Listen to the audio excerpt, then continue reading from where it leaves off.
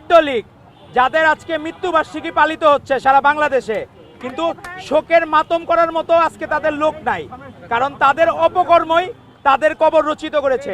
আজকে ফ্যাসিস্ট লীগ কোনোদিন আর বাংলাদেশের মাটিতে পুনর্বাসিত হবে না। এক, মুসলমানদের জন্য যেমন শুকরের মাংস হারাম, ঠিক তেমনি বাংলাদেশের জন্য নিষিদ্ধ আওয়ামী লীগ হারাম। বাংলাদেশের মানুষ মনে প্রাণে নিষিদ্ধ লীগকে ঘৃণা করে এবং আর কোনোদিন নিষিদ্ধ লীগ পুনর্বাসিত হওয়ার সুযোগ নাই, সেটা আমাদের মনে রাখতে হবে।